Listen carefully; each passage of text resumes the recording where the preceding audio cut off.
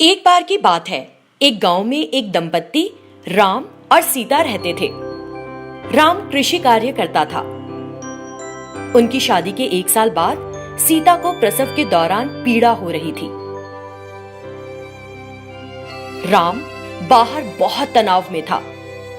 हे भगवान, मुझे आशीर्वाद के रूप में एक लड़का ही देना। जब वो इसी तरह प्रार्थना कर रहा था तो दाई बाहर आई और बोली, राम, देवी लक्ष्मी की तरह दिखने वाली एक बच्ची का जन्म हुआ है। ये सुनकर राम निराश हो गया। उस लड़की का नाम उन्होंने स्वाति रखा। राम को अपनी बेटी स्वाति पसंद नहीं थी। उसे बेटा ना होने का बड़ा दुख था। स्वाति बड़ी हो गई और अब उसकी उम्र 7 साल थी। कुछ समय बाद अचानक सीता बीमार हो गई और अधिक समय बिस्तर पर ही रहने लगी। एक दिन, बेटी स्वाति, मैं लंबे समय तक जीवित नहीं रहूंगी। तुमको अपने पिता की देखभाल एक माँ की तरह करनी होगी। तुम्हारे पिता की तबीयत अब ठीक नहीं रहती। तुमको उनको समय पर दवाएं देनी होगी। इतना कहते हुए उसने अपनी आंखें बंद कर ली। अपनी माँ की मृत्यु हो जाने से स्वाति दुख सहन नहीं कर पाई और बहुत रोई। इसी तरह कुछ दिन बीत गए। गरीब स्वाति ने सिर्फ 7 साल की उम्र में घर के सारे काम करने शुरू कर दिए। एक दिन, पिताजी, मैं पढ़ना चाहती हूँ, क्या आप मेरा एक अच्छे स्कूल में दाखिला करा देंगे? मेरे लिए अब तुमको खाना खिलाना भी मुश्किल हो रहा है, अब पढ़ाऊं भी। इतना कहकर वो खेत में चला गया। इस बात से स्वाति को बहुत दुख हुआ। पिता ने ऐसे क्यों कहा? मुझे बहुत बुरा लगा। मेरी माँ जीवित होती तो कितना अच्छा होता। जब राम खेत से घर आ रहा था, एक व्यक्ति कृष्ण ने कहा, राम, तुमने अपनी पत्नी को बहुत कम उम्र में खो दिया। अब भी तुम जवान ही हो। अगर तुम शादी करना चाहते हो तो बताओ, मेरे जानने वालों में बात करता हूं। अच्छी तरह सोचकर बताना। इतना कहकर वो वहां से चला गया। उसकी बातें सुनकर राम का दिल फिर से शादी करने का होने लगा। वो घर गया और बिस्तर पर लेटकर सोचने लगा, मैं फिर से शादी करना चाहता हूं, लेकिन पहले स्वाति से छुटकारा पालूं तो बेहतर होगा।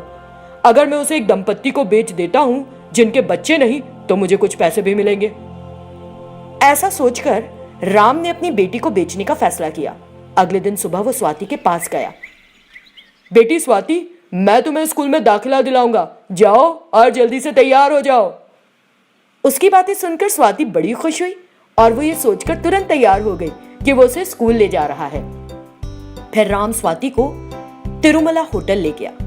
उसने उसे एक बेंच पर बिठाया और किसी को फोन करने थोड़ा दूर चला गया। हम तिरुमला होटल में हैं, मुझे पैसे दो और लड़की को ले जाओ। आप वहीं रहें, हम थोड़ी देर में आएंगे। मासूम स्वाति को इस बारे में पता नहीं था और वो वहीं बैठी थी। कुछ समय बाद जब राम ने फिर से फोन किया, हम रास्ते में हैं, और सामने वाले ने कॉल काट दिया। और कुछ करने को था नहीं। राम बेंच पर बैठ गया और उसकी नींद लग गई। थोड़ी देर बाद जब वो उठा तो उसने स्वाति को अपने पास नहीं पाया। उसने चारों ओर देखा लेकिन वो वहां नहीं थी। लगता है उसने फोन पर मैंने जो कहा सुन लिया और भाग गई। स्वाति कुछ ढककर उसी वक्त हाथ में लेकर आई। उसे देखकर, मुझे बताए बिना कहां चली गई थी? जब आप यहाँ सो रहे थे, मैं उस होटल में गई। मैंने वहां कुछ काम किया और आपके लिए खाना लाई हूँ। आपकी तबीयत ठीक नहीं है ना? माँ ने मुझसे कहा था कि बाबा का ख्याल रखना। ये खाना खा लीजिए बाबा, पहले ही बहुत देर हो चुकी है। उसकी बातें सुनकर राम की आंखों में आंसू आ गए और बहुत शर्मिंदा हुआ। स्वाति के चेहरे में उसे अपनी माँ का चेहरा दिखा। उसे अपनी गलती का एहसास हुआ। वो तुरंत स्वाति को एक अच्छे स्कूल लेकर गया। उसके बाद से उसने स्वाति का ध्यान रखा और कभी भी किसी भी परेशानी को उस तक नहीं पहुंचने दिया। उसने दोबारा शादी करने का ख्याल भी छोड़ दिया। एक गांव में रामू और राजू नाम के 2 पियक्कड़ दोस्त रहते थे। रात में हर दिन शराब पीकर ये दोनों दोस्त आपस में खूब लड़ते और चीखते चिल्लाते। इससे बाकी लोगों की नींद में खलल पड़ता था। एक दिन गांव का मुखिया आया और दोनों को चेतावनी दी। राजू, रामू, क्या समझ रखा है खुद को? एक तो शराब पीते हो, फिर रात में चिल्ला चिल्ला कर लोगों की नींद खराब करते हो। आइंदा तुम दोनों का शोर सुनाई दिया ना तो याद रखना, इस गांव में नहीं रहने दिया जाएगा तुम दोनों को, समझे? ये कहकर ग्राम प्रधान वहां से चला गया। दोनों दोस्तों ने एक दूसरे से कहा, गांव से निकाल देंगे, तभी निकालेंगे ना जब गांव के अंदर पिएंगे। आज से रात में पड़ोसी गांव में जाकर पिएंगे, रात वही गुजार कर सुबह वापस आएंगे। न गांव छूटेगा और न शराब। बिल्कुल सही, चलो चले।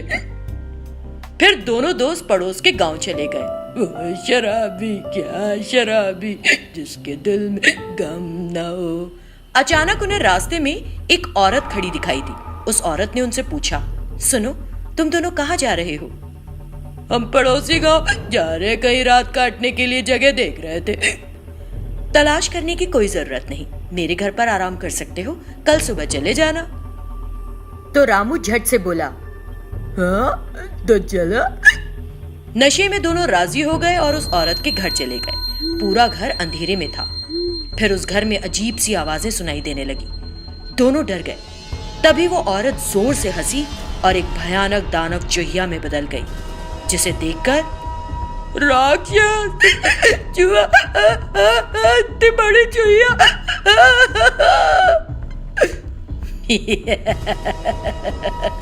डरो मत, मैं तुम्हारी हत्या थोड़ी करूंगी।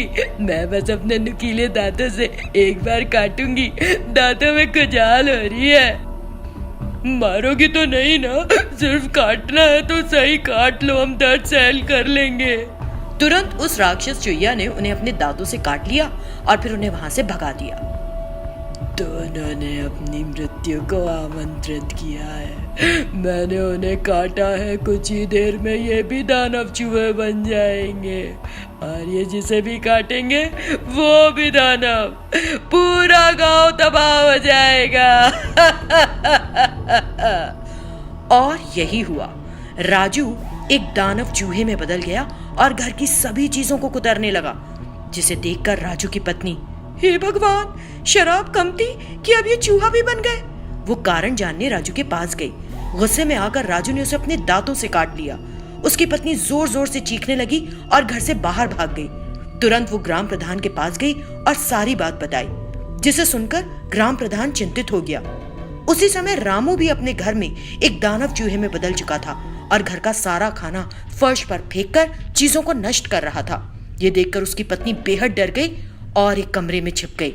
जब रामू उस पर हमला करने ढूंढते हुए उसके पास आया तो उसने बड़ी चतुराई से उसे एक चारपाई से बांध दिया।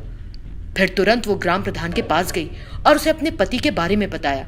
उसकी बातें सुनकर, ओह, इन दोनों को ही ये बीमारी लग गई है, मुझे कुछ करना होगा। चलो पहले तुम्हारे घर चले, मुझे तुम्हारे पति को देखना होगा। तुरंत वे रामू के घर गए।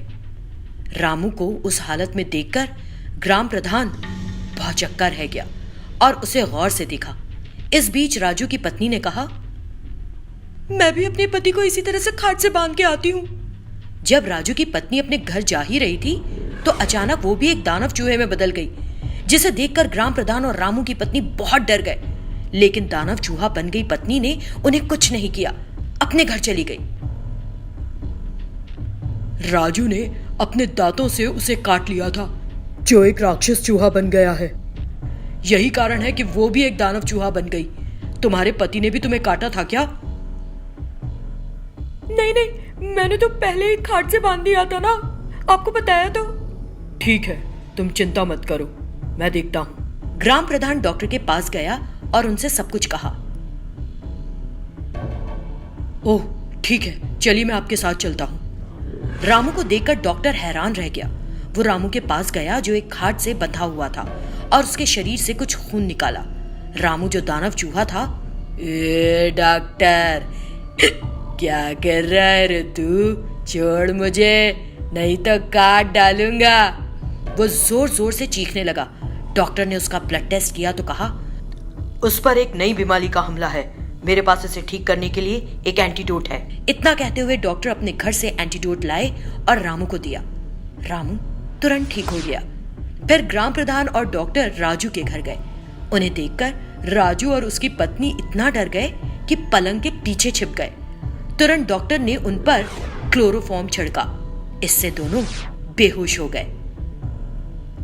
डॉक्टर ने उन दोनों को ठीक करने के लिए उन्हें भी एंटीडोट दिया।